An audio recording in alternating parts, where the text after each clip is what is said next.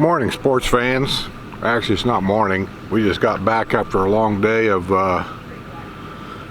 downtown Memphis, I guess. Beale Street, and ate some food down there. Went to Elvis Presley's Graceland. I didn't do every tour there, but we did the house and his 2 jet planes. Some shopping there. Anyway, that's upcoming video. You keep watching and you'll see video of it. News, Friday news. I'm cutting some news. This is different scenery, isn't it? I'm at the T.O. Fuller Campground, which is just outside of Memphis, actually. State Park. All this information is on our RV channel. I'll just say it quickly here. It's $20 a night. That's including full hookup. And yeah, it's very quiet. It's a state park. It's rustic. You know what I mean. It's not a fancy park like, you know, swimming pools and all that. It's not that, but it's quiet. $20. And from here in our car, it took maybe, and I'm gonna take a stab in the dark and tell you, 15 minutes to go to Graceland, and it took us maybe about the same 10-15 minutes to go to downtown Beale Street, and we parked, and there's a video about that too. So just keep watching, you'll see it. Most of these videos though will not be on the Village's website here. Village's website. It won't be on my channel about the Villages here on YouTube. It'll be on Skip and Sue RV Adventures on YouTube. That's where I'm posting all these RV travels, is on that channel. So I'd very much appreciate it if you guys would go there and subscribe, and you can get a dose of what it's like to live on the road in one of these things. By the way, the name of our bus is Cram-A-Lot Inn.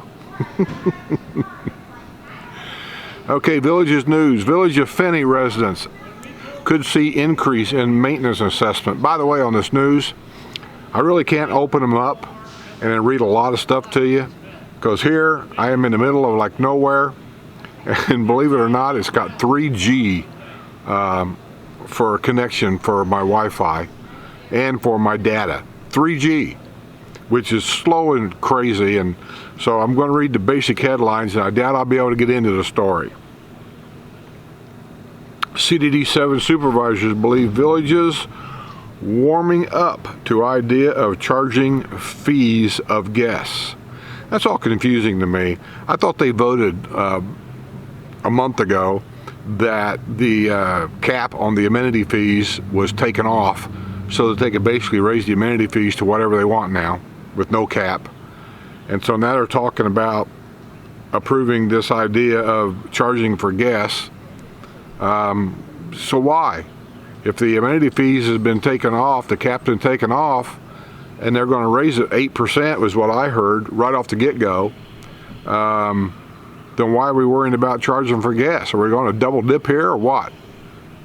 Wish somebody just get their facts straight. Longtime legal counsel of CDDs in the Villages announces her resignation. Sure would like to know all that story. Lakeside Landings man arrested after allegedly threatening cops on Facebook. People, you can't threaten people like that. You can't do it in writing. You can't do it face to face. You can't do it on Facebook, social media. You just can't do it. It's against the law. And you know, when you make silly statements, even at a bar, that are threatening, you can go to jail for that. So, you know, people ought to know this by now. An Ocala man became a millionaire Wednesday thanks to the winning Florida lottery ticket. Well, you want to bet that this guy right here don't blow every dollar and end up with nothing. Let me show you a picture of him. Oop, where we at? Can you see it in the sun? It's a bad picture on the telephone anyway. Anyway, it's a very young man. Won $1 million. I'm just guessing he'll lose every penny. There's no saying, you know, that God wasted youth on the young.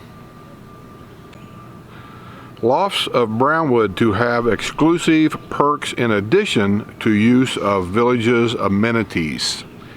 Let me see if I can open that up. I bet I can't. I'd like to know what their exclusive perks are going to be.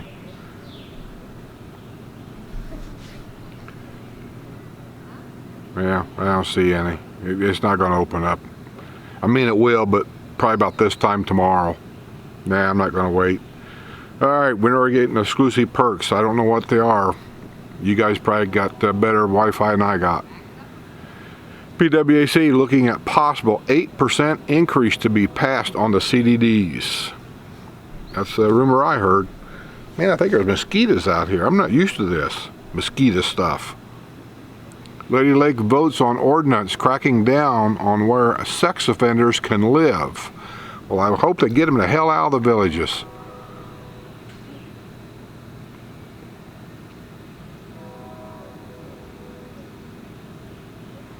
Villager unhappy she can't golf with father because he's a longtime Stonecrester. What's that got to do with it? See, there's more to this story. The country clubs, whoever the villager is raising hell, the country clubs are open to the public. Now, anybody can play there. I've had friends of mine that don't live here at the villages at all. And they'll come down at my house, we'll get in my golf cart, and we go to the country clubs and we play golf. They can't stop you. It's open to the public. If you're talking about executives courses, those are for residents and their guests only. They've always been that way. It's nothing new. And why would we open up our golf courses or our swimming pools or our rec centers to everybody around that don't live here? Why am I paying amenity fees? So people that don't pay can use it? I don't think so. So I don't know what the rest of that story is, but that's my feeling about it anyway.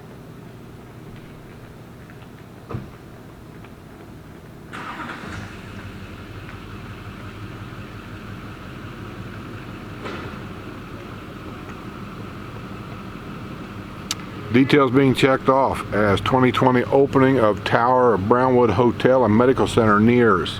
They're getting closer and closer.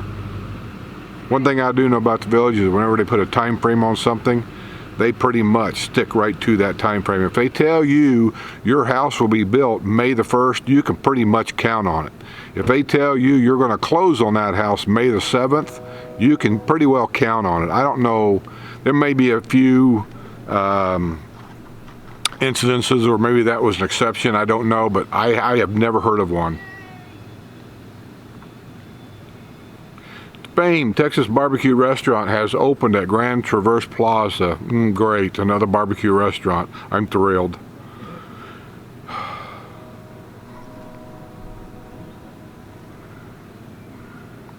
Villager who drank at square sentenced after passenger pinned under golf cart. Man, you know, if they can't operate a golf cart, maybe they shouldn't be operating a car. Let me go to my other news source. The other news source usually has, I'll say, more recent stories, and I might be able to open it up too. Here's a new one right here. The problem with this other news source is it has a tendency on my phone, it tracks where I'm at, and it gives me the news for that area. So a lot of this, yeah, see, I'm in Memphis, so here's a top story in Memphis. So we can get rid of that. But I have some stuff down here that I've been saving. Oh, by the way, when I post this, somebody has sent me some money in the PayPal account and wanted me to send them the maps of the villages. I'm more than glad to do that, or I'll even refund your money. I can't get an email out right now because of the bad Wi-Fi.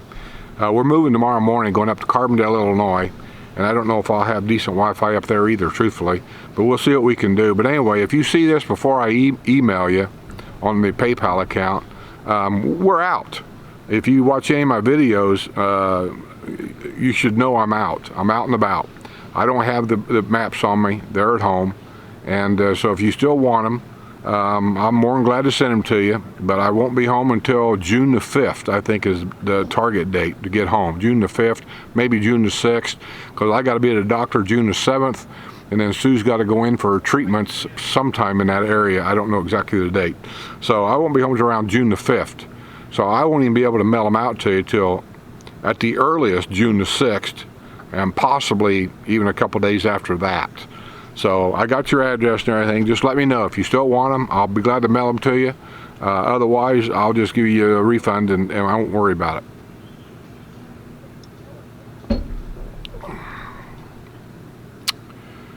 Okay, news. Here's one. Let me see what it says. Oh, you're going to like this. I reported this probably 3 years ago. I don't know what video. Don't ask me. I don't keep track of them. Florida has a law because it's a tourist state.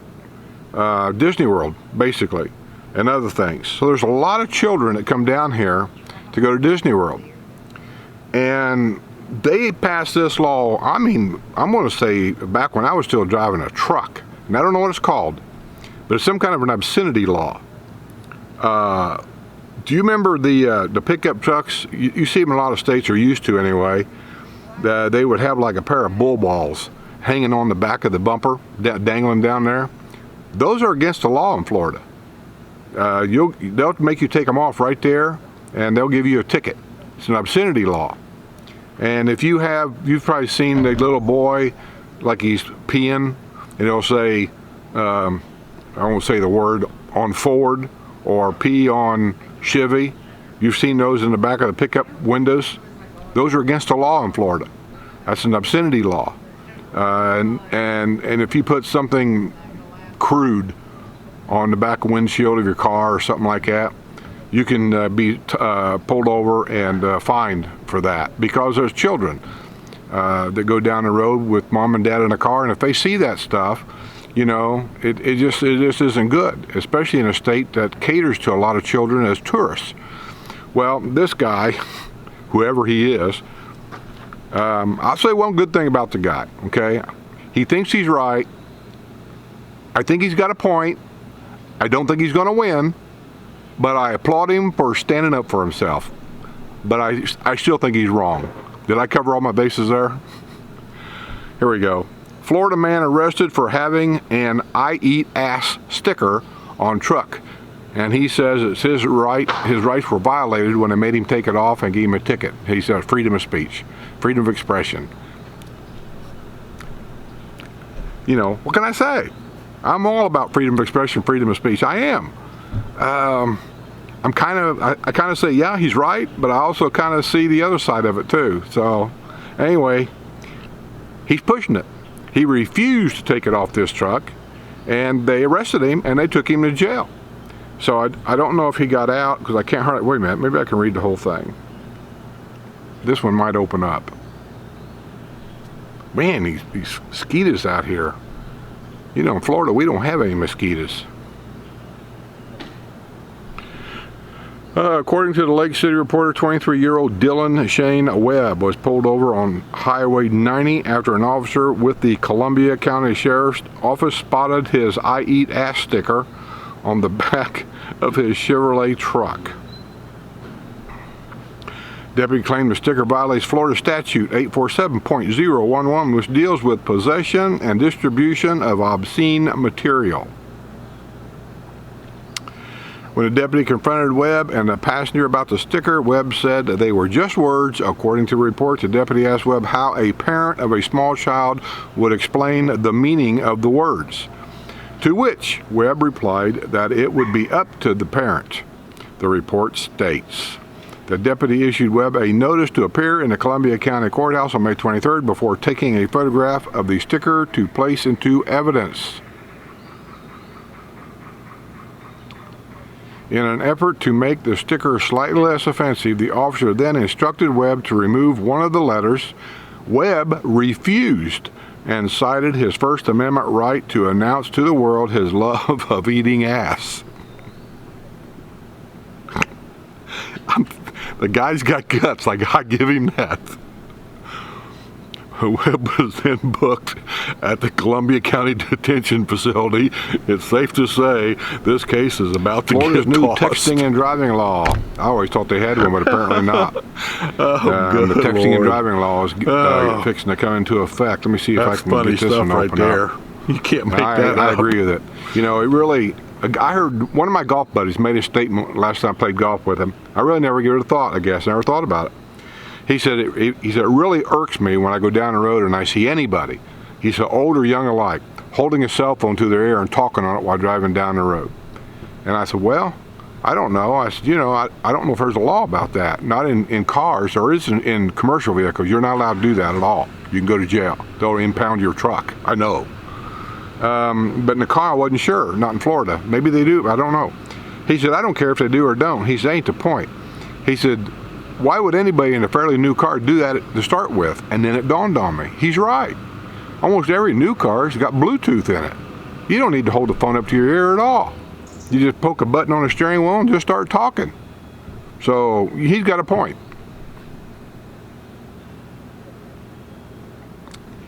It says here, barring an unexpected veto, Florida will soon have a new texting and driving law. Here's a look at the bill that passed the legislature during the last week's flurry of votes. Texting and driving was already illegal. I thought so. In Florida, how does the new bill change the law? The new law advances Florida's rule against texting while driving in a couple of ways. First, it makes texting, including messaging, emailing, and other forms of typing on a mobile device, a primary violation rather than a secondary violation. That means cops can stop you solely on suspicion of texting while driving. Next, it more broadly bans any use of handheld cell phone while operating a motor vehicle in a designated school crossing or school zone or a road work zone. Hands-free uses remain legal. I don't know why anybody wouldn't use hands-free. Even in a semi-truck, if you've got the headset on, you've probably seen truckers with things coming around. Those are what they call one touch. Those are totally legal in a semi. You touch a button, answer your phone and talk. Touch a button, hangs up. You touch a button and say, call mom. And if that's the way it's in your phone, it automatically calls mom. You don't have to do it. You don't have to pick your phone up to do anything. I had one for years. I think they were great.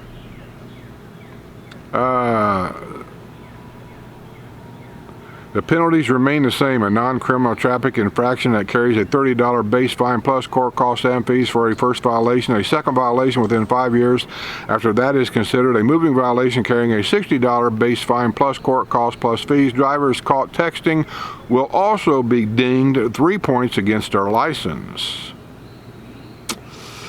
Let me see if I see the driving becomes primary offense on July the 1st. The ban on handheld use in school and work zones can be enforced starting October 1st, with an education period of warnings until January 1st, when fines can be imposed. So there you go. Best thing to do is when you're driving a car, stay the hell off your phone. You are not that important.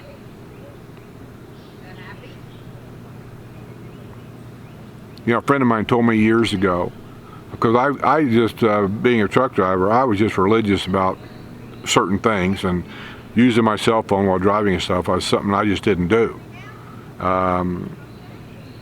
You just got to be aware.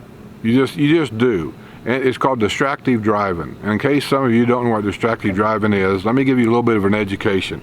I don't want to sound like a know-it-all, but I do know a certain few things because I took training in truck driving for 38 years, and I just know what distractive driving is.